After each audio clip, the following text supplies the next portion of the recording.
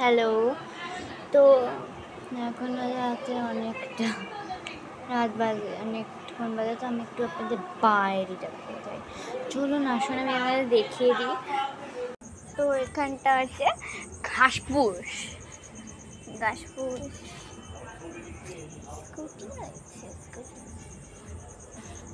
তো এখানে আমরা লাফালাফি করবো।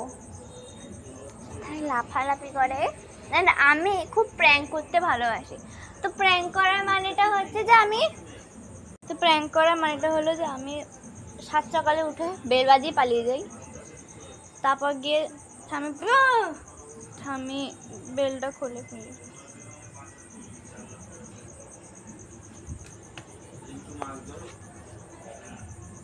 তো ঠামি বেলটা মানে দরজাটা খোলে আর দেখে কেউ নেই।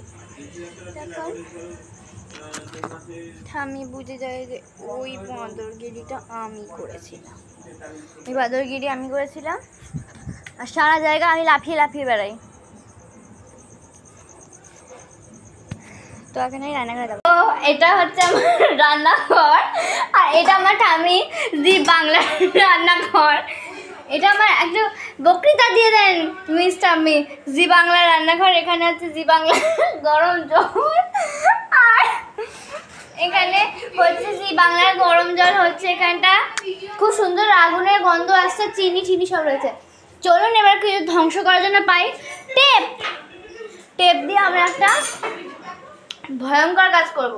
চলুন আমি একটু দেখি যে আজকে আমাদের বাড়িতে কি রান্না করা হচ্ছে। আমার ঠামি এখন দুধ গুঁড়ো নিয়ে নিয়েছে, কিন্তু এই দুধ গুঁড়ো দিয়ে কফি হয় না আমার ঠামি জানে। তাও আমার ঠামি এখন জলের মধ্যে দুধ গুঁড়ো দেবে না, এখন কাপের মধ্যে দুধ গুঁড়ো ঢালছে। কেন ঢালছে আমরা জিজ্ঞেস করিনি। আমি এখন গরম জলটা ফুটাবো, গরম জল করবো, কাপে ঢালবো, কাপে দুধ দেবো, কফি দেবো, চিনি দেবো, দিয়ে নাড়বো, নেড়ে গাঢ় করে কফি তৈরি করবো। আমার ঠাম্মি কি বললো আমি ওটা নিজের ছাতার মধ্যে কিচ্ছু বুঝতে পারিনি। তো একটা ঠাম্মি এখানে দুধ গুঁড়োর প্যাকেট কাটছে। এখন ঠাম্মি দুধ গুঁড়ো ডাললো, এরপর ঠাম্মি দুধ গুঁড়ো পুরো খেয়ে ফেলবে। তারপর ঠাম্মি দুধ গুঁড়োর জন্য ছটফট করবে। খুব গরম, তো আমি এই জন্য ইউজ করবো আমরা এইটাকে দিয়ে আমরা চেক করবো। চেক করবো আমরা। কফিটা জলদি ঢালো, খুব কম সময় জলদি করে ফাস্ট করে কি করতে একটা ধাম একটা চামচ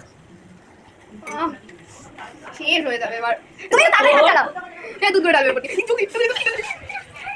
ইয়ে, এটাকে বলে অ্যাসথেটিক কফি। কি করলো নিশ্চয়ই জানে। এইভাবে হলো অ্যাসথেটিক কফি।